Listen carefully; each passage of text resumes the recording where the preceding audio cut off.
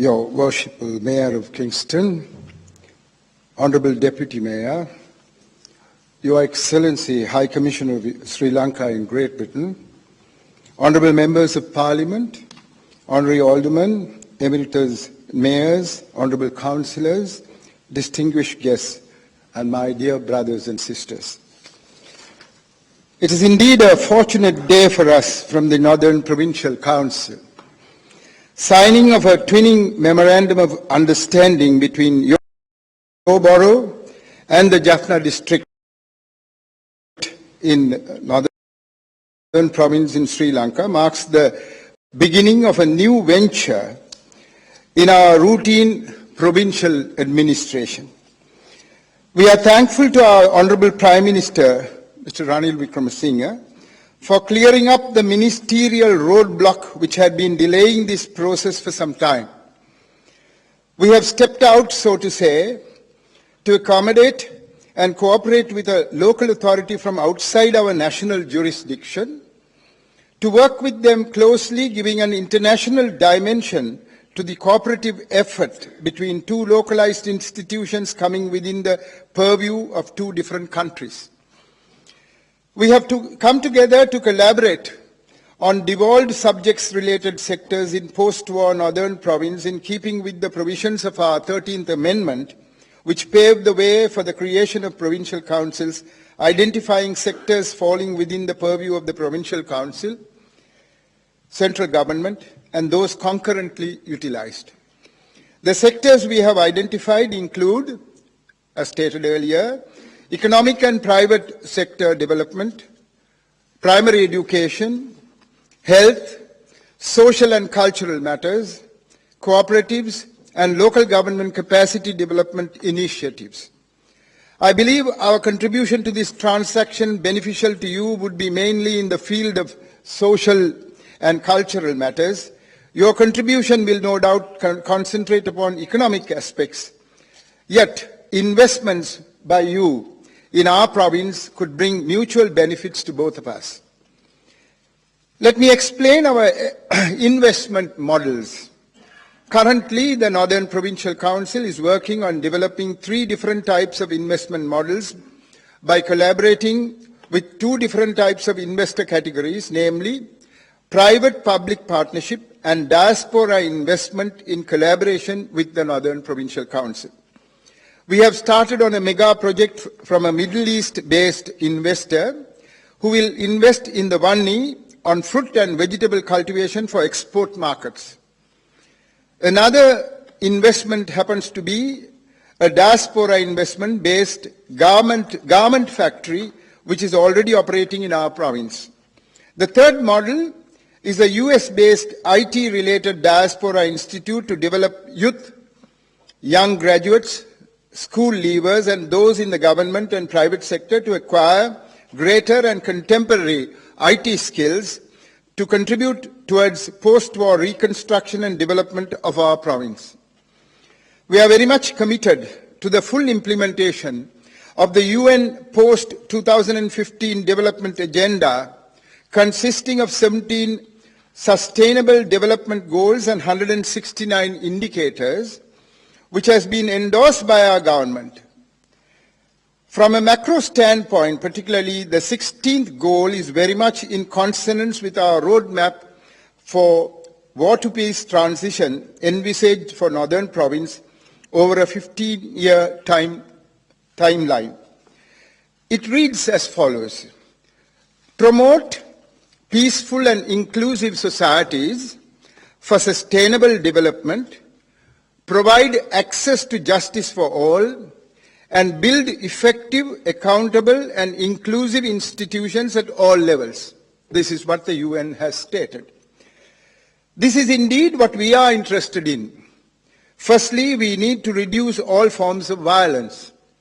The fact that 150,000 armed men belonging to a continual army stationed in the Northern Province necessarily lays the foundation for violence. They have taken over our lands, they have taken over our livelihoods, they have taken over our businesses, our resources, and are a threat to the well-being of our war widows and others. Secondly, we need to promote the rule of law at the national and international level and ensure equal access to justice for all. The continuation of the draconian PTA, or the Prevention of Terrorism Act, does not ensure equal access to justice for all. An inclusive society cannot be built upon a counter-terrorism mindset and state security perspective. The administration must have a humane mindset and people's security perspective. People's or human security perspective means rule of law at the local government level, provincial level, and national level to ensure human security in our country. Thirdly, we need to develop effective, accountable, and transparent institutions at all levels. While the government had been talking about missing persons being dead or possibly emigrated, the recent findings prove that accountability and transparency are lacking. Fourthly, ensuring responsive, inclusive participation and representative decision-making at all levels has been stressed. Politically, our Northern Provincial Council is being undermined by the central government at all levels. Projects are decided by the centre and foisted on us. In short, the provincial councils are thought of as an aberration that needs to be suffered by the government. I have brought this to the notice of His Excellency the President as well as the Prime Minister. Fifthly, promoting and enforcing non-discriminatory laws and policies for sustainable development is referred to, but discriminatory laws are still in place in our country. Thus, looking from a macro standpoint, I need to say that we have to improve ourselves as a country very much. It is vital that the government of Sri Lanka must be supported by the international community based on the principle of affirmative action to ensure a level playing field. Currently, a team of economic advisors and Northern Provincial Council officials are taking stock of the investment climate in terms of post-war Northern Province requirements, bearing in mind UN Global Compact principles and best practices and UN post-2015 development agenda of sustainable development goals. They include public utilities, infrastructure such as water, land availability, human resources, their capacity, the nature and type of post-war environment-friendly investment opportunities by sectors, etc. We are also currently addressing the policy development aspects relating to post-war economic and private sector development. We are soon to have a one-day workshop headed by university professionals in the related field to collect and compile the opinions, demands, and interests of investors, both local and foreign. We might also have a joint workshop with sector professionals, and based on our deliberations, we intend preparing a diaspora investment model. Our delay in working out these economic initiatives so far can be traced to administrative roadblocks, incapacity of officials, and many other allied reasons. Yet, we will not cry over spilt milk. Let me be frank in identifying the issues of investment in our war-affected regions. To give you an idea of what we face just now while starting to peek into a democratic window framework after the 8th of January 2015. Firstly, we suffer from inadequate capacities to implement and execute, particularly due to lack of technically qualified personnel and high-caliber management officials in the province. Secondly, lack of basic infrastructural facilities like water supply, electricity, a proper drainage system, etc. Thirdly, our inability to create appropriate job opportunities with particular attention to be given to vulnerables, including children, widows, women-headed families, and the disabled. Rehabilitation of ex-combatants too need to be taken note of. We need projects to cater to the unemployed school leavers and unemployed graduates to encourage a culture of innovation and entrepreneurship. Fourthly, in the field of finance, we have noticed the South trying to milk the North through their questionable financing methods. The forms for applying for loans, for example, from finance companies mainly having their headquarters in the South, have all been in the English language, which most of our people do not understand. They sign these documents not quite familiar with the dangers involved, and as soon as they are in arrears, the security placed to obtain the loan is confiscated, and so too all the installments paid until then. This has been the phenomenon from the time the war was over in 2009. We are now trying to regularize by insisting on the forms to be in Tamil and Sinhala, and also insisting on a lawyer being present at the time of signing the loan document to explain the contract to the borrowers. Thus, our institutional and individual capacities need development. Fifthly, our marketing facilities need to be identified, developed, and enhanced. Also, we need to introduce new technology and upgrade our skills and knowledge. I have proposed that our universities and others must research on the construction of low-cost houses which need to be built with local materials to deal with our housing shortages. The production sector too is in need of adequate inputs to make it more viable and efficient.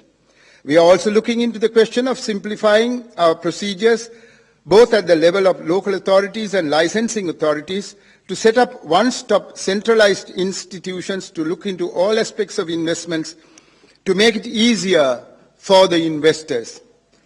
Possible areas of industrial investments might next be examined. We have a glass factory at Neerveli which has now been abandoned. With sufficient inputs, it might be made viable to meet modern requirements. Aluminium factory in Achalu too could be resuscitated with technical inputs if feasible. Because I'm mentioning all this because there are possibilities of investments from here, and therefore I'm trying to introduce you to the type of investments that may be thought of and discussed and then brought into being. We have skilled artisans who can compete with the Navy in constructing boats at Karenagar and fishing nets at Gurunagar. With the adoption of appropriate modern technology and the best management practices, a venture could be established. So too the ice factory at Katkobalam in Mannar, which needs fillip from investors. The Yalco, a network of cooperative societies, though it is involved in milk processing, it lacks the governance capacity to compete with large companies coming from the south. Cooperation in this regard with foreign investment sources could go a long way in utilizing the milk produced in the northern province productively and profitably. Cooperative ventures need to be studied and help to bring about economic resuscitation at the grassroots level. Productively, another area which is very profitable is the development of shrimp culture, which is now carried out in a limited scale at Valley and in Mullaitivu. Though initial investments in such businesses could be high, they bring good income in the long run. Of course, we are careful in setting up norms and conditions to prevent environmental degradation, as what happened in Putlam district some time ago. Avarice can be perilous. The cement factory has been the subject of many inquiries from local and foreign investors. The Board of Ministers, in consultation with our officers, both technical and environmental, have come to the conclusion that we should re-establish only the grinding site, bringing clinker from other countries, such as Indonesia, and involve ourselves in packing, like the Mitsui factory in the east, in Trincomalee. Cement factory could generate employment and would perforce improve the harbour facilities nearby at KKS. The fish canning factories in Mannar need improvement and injection of capital to modernize to cater to emerging market trends. We are identifying areas for setting up clean environmental zones which will create beachside recreational facilities and also promote sale of traditional industries such as Palmyra products. It is our desire to develop the export value of our Palmyra products, ensuring value-added quality enhancement. Casuarina Beach and Valalai are presently being looked into by our tourist promotion unit for further development. Currently, we have identified 2 areas in our province in cooperation with the central government for the establishment of economic zones in line with the concept of existing successful facility in Dambulla. We have, as a Board of Ministers, decided to allow small and medium enterprises to flourish in the northern province rather than allow large factories and dubious industrialization. Ours is an agrarian and fisheries-based society. Industries should center around these sectors. We have given importance to tourism, but we are not interested in haphazard hotel and recreational investments which will spoil our environment and jeopardize our cultural ambience. We would insist that our investors do take their skilled and unskilled labor from our local population rather than bring them from outside. Where necessary, the investors must adequately train their labor. This would not apply to the management level officials. Sorry. We intend having strict controls on the selection of industrial sites. Only last week, we came across an investor who got permission to start a business in one area, but preferred to shift his area of operation, without telling us, a few kilometers to the south on the A32 highway without informing us. We have stopped his operations, and now he would be called upon to apply afresh with regard to the earlier land even, since his contract has lapsed. So these are matters which we sometimes come across. We have lots of difficulty from the presence of Army and Navy on our lands. They have taken over swaths of land, both inland and on the seashore, putting those areas to income-generating businesses, depriving our people of their lands and income. There is a wrong perception among the military that lands captured from the Tamil militants belong to them. I have questioned the soundness of their argument. The war was not with a foreign country. While the war was going on, the writ of the central government did extend into the areas of war in that government, and provincial officials continued their official functions. Hence, the military has only put out an insurrection, and therefore they must return to their barracks after attending to the insurrection. Somehow large tracts of lands are still in the hands of the military. In order to improve tourism-related businesses, the military is a stumbling block. They are themselves running hotels and restaurants like the Thal Savannah, and they are occupying areas of tourist value. We are negotiating these matters, but the progress is slow. Nevertheless, we could identify potential areas of operation and persuade the armed forces to hand over those areas. I hope our new High Commissioner for Sri Lanka in Great Britain, I was privileged to meet her for the first time today, would help us in this regard. Her presence today gladdens our hearts. We are looking forward to areas of collaboration between the borough of Kingston and our provincial council. I have instructed my strategic advisor to bring together our economic advisors with your officials and work out the details.